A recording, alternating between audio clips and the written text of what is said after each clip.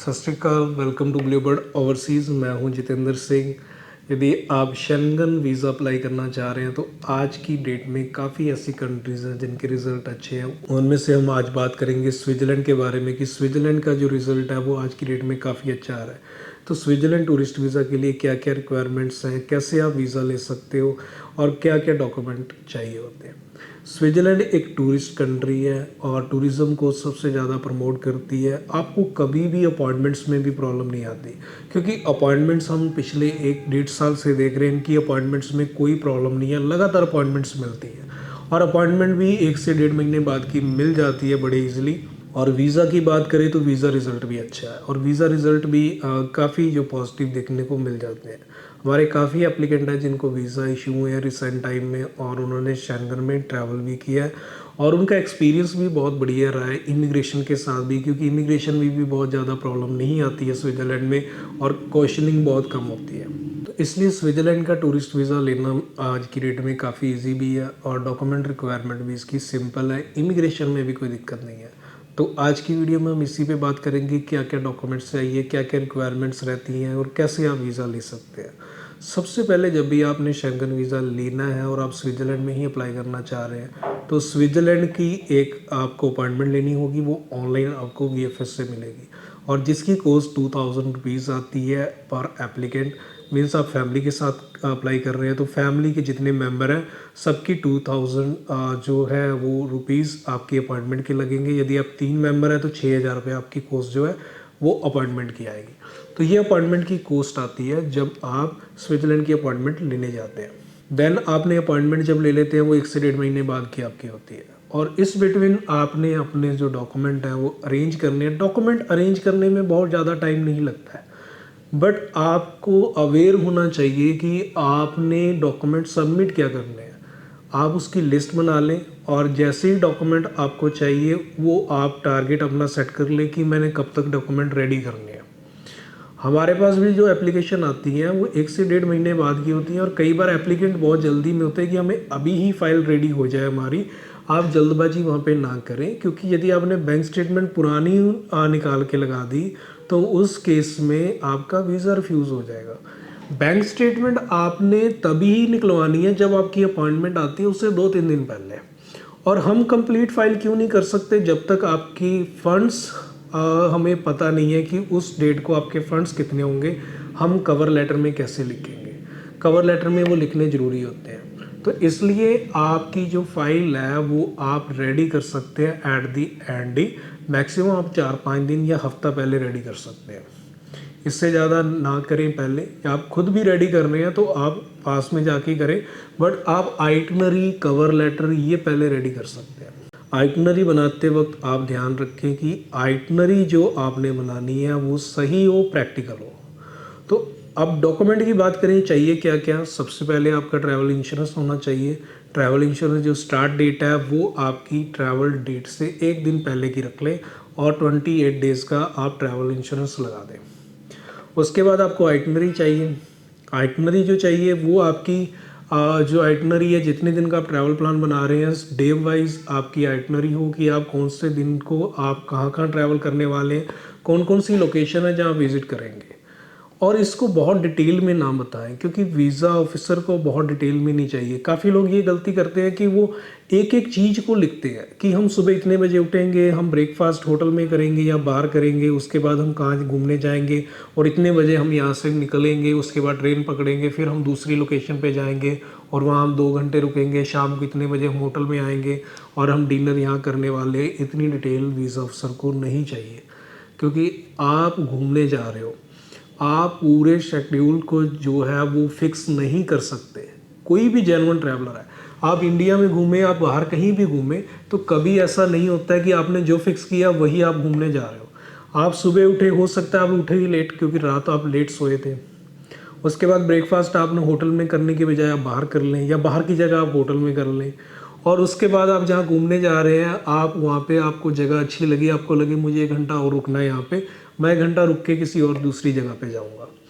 उस केस में आप अपना ट्रैवल एंजॉय करने जा रहे हो, उसके अकॉर्डिंग ही अपने ट्रैवल प्लान को लेके चलोगे। आपको करना क्या है, आइटनरी में सिर्फ लोकेशन बतानी है कि कौन कौन सी लोकेशन आप विज़िट करने वाले हो, उस लोकेशन पे कितना टाइम रुकोगे, कितना टाइम नहीं रुकोगे, ये चीज़ें वीज़ा अफसर को नहीं चाहिए। वीज़ा अफसर को ये एक्सप्लेन ना करें। काफ़ी लोग यही गलती करते हैं कि बहुत ज़्यादा फिक्स रख देते हैं अपनी आइटनरी को, वो भी जो है वो डाउटफुल लगती है, क्योंकि वीज़ा अफसर को लग जाता है कि ये आइटनरी इन्होंने कहीं से कॉपी की होगी और इन्होंने किसी वेबसाइट से उठा ली और वही आइटनरी लगा दी है, इनका अपना ट्रैवल प्लान कुछ नहीं है।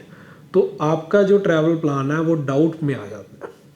आपकी ट्रैवल आइटनरी सिंपल हो। कई लोग कहते हैं कि फ़ोटो वाली आइटनरी होनी चाहिए, आप फ़ोटो वाली लगाओ, बिना फ़ोटो वाली लगाओ, उससे उसका कोई मतलब नहीं है। वीज़ा ऑफिसर को इससे कोई लेना देना नहीं है। उनको जस्ट आपका ट्रैवल प्लान चाहिए डे वाइज, कि पहले दिन आप कहाँ घूमने वाले हैं, सेकंड डे आप कहाँ घूमने वाले हैं, कौन से होटल में रुकेंगे, चेक इन कौन सी डेट को करेंगे और चेकआउट कौन सी डेट को करेंगे। बस इतना ही, इसके अलावा ज़्यादा डिटेल्स वहाँ देने की ज़रूरत नहीं है। ये पार्ट है आइटनरी का। इसके बाद जो इम्पॉर्टेंट डॉक्यूमेंट है वो है आपका कवर लेटर। कवर लेटर में भी काफ़ी मिस्टेक्स होती हैं, काफ़ी लोग बहुत ज़्यादा उसे एक्सप्लेन करते हैं।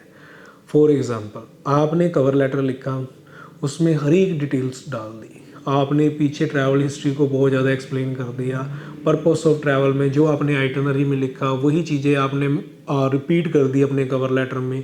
उसके बाद आपने बिजनेस को भी बहुत ज़्यादा डिटेल में ले गए, उसके बाद आपने फैमिलीज़ के बारे में बहुत ज़्यादा डिटेल में लिख दिया, फंडिंग की आपने हर एक जो ट्रांजैक्शन है उसको एक्सप्लेन करने की कोशिश कर रहे हैं, सीए रिपोर्ट को आप एक्सप्लेन करने की कोशिश कर रहे हैं। ये नहीं, आपको जस्ट ब्रीफ देना है। आपके डॉक्यूमेंट में है क्या, आप उसके बारे में थोड़ा बहुत बता सकते हैं। आप बस अपना पर्पस ऑफ ट्रैवल दिखाएं, और वो पर्पस ऑफ ट्रैवल क्यों है ये दिखाएं कि आप घूमने क्यों जा रहे हैं। यदि फैमिली के साथ जा रहे हैं तो फैमिली के साथ क्यों जा रहे हैं, उसके बारे में 2-3 लाइनें लिख दें। अपने बिजनेस को थोड़ा सा एक्सप्लेन कर दें। जो फंड है वो जस्ट एक टेबल में लिख दें कि मेरे पास इतने फंड अवेलेबल है। वो फंड कहाँ से आए, कैसे आए, ये एक्सप्लेन करने ना जाए। यदि बिल्कुल नया फंड है तो चाहे उसे थोड़ा सा एक्सप्लेन कर दें। यदि पुराना फंड है तो कुछ भी एक्सप्लेन करने की ज़रूरत नहीं है, वो वीज़ा अफसर को अपने आप दिख जाएगा आपकी स्टेटमेंट में।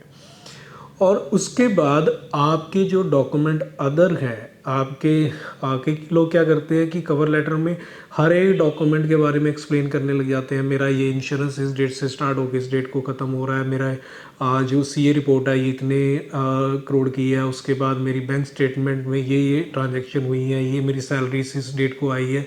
ये सब कुछ नहीं चाहिए। वीज़ा अफसर आपकी कहानी पढ़ने के लिए वहाँ नहीं बैठेगा। वीज़ा अफसर के पास इतना टाइम नहीं है कि आपका वो कवर लेटर पूरा पढ़े। आपको अपने बारे में बुक वहाँ पे लिख के नहीं देनी है उसको, उसके पास नहीं टाइम है वीज़ा अफसर के पास, क्योंकि उसके पास फाइलों का पहले ही बहुत ज़्यादा ढेर लगा हुआ है। उसको जल्दी जल्दी अपनी फाइलें भी निपटानी है। तो फाइलिंग में कवर लेटर सिर्फ आपका ब्रीफ में होना चाहिए कि ब्रीफ में आपकी फ़ाइल में है क्या। कि कवर लेटर आपका 2 पेज का है या 3 पेज का है, इससे ज़्यादा अपना कवर लेटर ना लिखें। इससे ज़्यादा लंबा कवर लेटर होगा तो वीज़ा अफसर को प्रॉब्लम होगी आपकी फ़ाइल को देखने में, और उसको समझ भी नहीं आएगी। और हो सकता है कि बड़ा कवर लेटर देख के वो एक साइड में रख दे और जस्ट आपकी फ़ाइल ही देख ले। वो सोचे कि जितनी टाइम में मैंने कवर लेटर पढ़ना है उतने टाइम में मैं फ़ाइल ही देख लेता हूँ। तो उस केस में ये भी प्रॉब्लम होती है। ये चीज़ें हमने एक्सपीरियंस की हैं और काफ़ी फ़ाइलें ऐसी देखी हैं कि जिनके कवर लेटर बहुत लंबे होते हैं या जिन्होंने बहुत ज़्यादा एक्सप्लेन किया होता है, वीज़ा रिफ्यूज़ल बहुत आते हैं उनके। और जितने डॉक्यूमेंट नॉर्मल इम्पॉर्टेंट लगे होते हैं और जितना कवर लेटर में सिर्फ इम्पॉर्टेंट चीज़ें डाली होती हैं और आइटनरी जितनी सिंपल होती है, उस केस में वीज़ा निकलते हुए देखे हमने, और वीक फाइल पे भी वीज़ा आते हुए देखे। इसलिए बड़ी सिंपल रखें इसमें, क्योंकि काफ़ी लोग इस चीज़ को जानबूझ के बढ़ा के कहते हैं कि उसका रीज़न होता है, उनको होता है कि हमारी सर्विस लेंगे आके, हम इनको ज़्यादा डराएंगे तो ये सर्विस हमारी लेंगे। तो काफ़ी लोग इसकी वजह से भी उसको बहुत बढ़ा चढ़ा के बोलते हैं।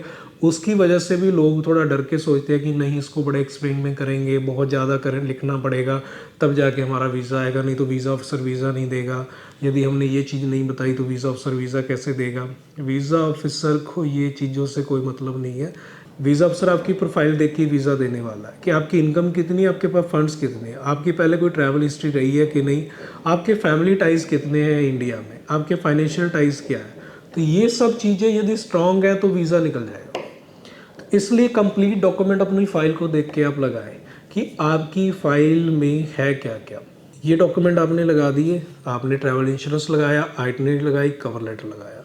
उसके बाद आपने फ़ंड्स लगाने हैं।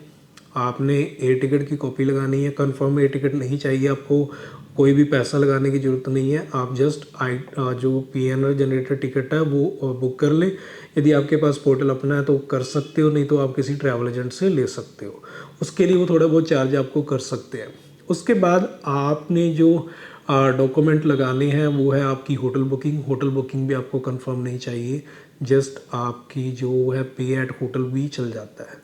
देन आफ्टर आपके इनकम के प्रूफ कंप्लीट होने चाहिए। स्विट्ज़रलैंड का वीज़ा लेने जा रहे हैं तो इनकम प्रूफ आपको ज़रूर लगाने पड़ेंगे, जो भी आप जॉब करते हैं, चाहे वो बिजनेस से रिलेटेड है, चाहे वो जॉब से रिलेटेड है, चाहे आपकी रिटायरमेंट हो चुकी है, तो इसके कंप्लीट डॉक्यूमेंट साथ में लगाएं।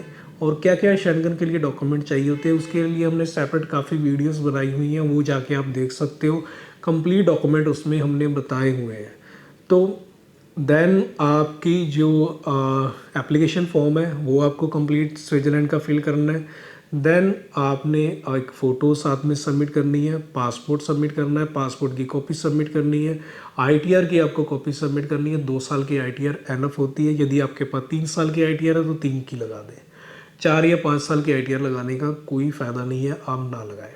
देन आपकी जो ITR है उसकी बैलेंस शीट है, कंप्यूटेशन है, उसकी रिपोर्ट साथ में लगा दें। यदि बिजनेस है तो बिजनेस की इनवॉइस बिल आप साथ में लगाएं। और यदि आप जॉब करते हैं तो सैलरी स्लिप साथ में लगाएं। जिस अकाउंट में सैलरी आती है उसकी सैलरी की स्टेटमेंट भी साथ में लगा दें। तो ये कंप्लीट डॉक्यूमेंट आपके पास होंगे तो आपका वीज़ा निकल जाएगा। वीज़ा निकलने के चांस अच्छे रहेंगे।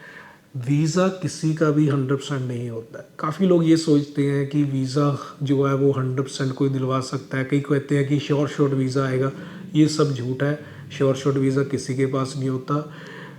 Visa at the and visa अफसर पे डिपेंड करता है, आपकी फ़ाइल पे डिपेंड करता है। यदि आपकी फ़ाइल अच्छी है वीज़ा फिर भी आपका रिफ्यूज़ हो सकता है। यदि वीज़ा अफसर को कोई डाउट होता है तो वीज़ा अफसर आपकी फ़ाइल पे किसी भी पॉइंट पे डाउट कर सकता है, ये उसका राइट है। वो आपका वीज़ा इस बेस पे रिफ्यूज़ कर सकता है कि यदि उसको लगता है कि ये हमारी कंट्री में आने के बाद रिटर्न नहीं करेंगे तो आपका वीज़ा रिफ्यूज़ हो सकता है। तो आपको जस्ट क्या करना है कि अपनी फ़ाइल को सही तरीके से वीज़ा अफसर के सामने रिप्रेजेंट करना है। अब स्विट्ज़रलैंड में जो नेक्स्ट स्टेप है वो है कि आपके जो डॉक्यूमेंट आपने कंप्लीट कर लिए, आइटनरी, कवर लेटर, एवरीथिंग आपने सही तरीके से बना लिया है। अब आपको VFS विजिट करना है, वहाँ जाके बायोमेट्रिक देने और अपनी फ़ाइल सबमिट कर देनी है। के चार्जेस आपके पहले जा चुके होते हैं अपॉइंटमेंट बुक करते हुए। एम्बेसी फ़ीस आपने वहाँ पे 7200 रुपीज़ के आसपास पे करनी है, जो कि 80 यूरो रहती है। वो यूरो के रेट के हिसाब से कम ज़्यादा होती रहती है। दैन यदि आप कुरियर सर्विस ले रहे हैं तो कुरियर सर्विस के चार्ज आप पे करेंगे। दैन आपने कोई SMS की सर्विस ली है तो उसके चार्जेस पे करेंगे। दैन आपकी फ़ाइल वहाँ पे सबमिट हो जाएगी। उसके बाद जस्ट आपको वेट करना है, उसके बाद सारा काम एम्बेसी का है। तो एम्बेसी रिज़ल्ट देने में 10 से 15 दिन ले सकती है। मैक्सिमम रिज़ल्ट जो है वो विदिन 10 डेज़ आ जाते हैं, बट कई बार क्या होता है रिज़ल्ट 15 डेज़ में भी आता है। उसके बाद जब रिज़ल्ट आएगा वो आपका रिज़ल्ट VFS में आ जाएगा। यदि आपने कुरियर सर्विस ली है तो वो आपके घर में आ जाएगा। तो ये है कंप्लीट प्रोसेस जो स्विट्ज़रलैंड टूरिस्ट वीज़ा का है। यदि आप स्विट्ज़रलैंड का टूरिस्ट वीज़ा अप्लाई करना चाहते हैं तो आप इस तरीके से स्विट्ज़रलैंड का टूरिस्ट वीज़ा अप्लाई कर सकते हैं। और यदि आपको हमारी टीम की हेल्प चाहिए हो तो आप हमारी टीम से कांटेक्ट करके भी अपना स्विट्ज़रलैंड का टूरिस्ट वीज़ा अप्लाई करवा सकते हैं। तो ये थी इन्फॉर्मेशन स्विट्ज़रलैंड टूरिस्ट वीज़ा के बारे में। मिलते हैं फिर एक नई वीडियो में नई इन्फॉर्मेशन के साथ। तब तक के लिए सत श्री अकाल।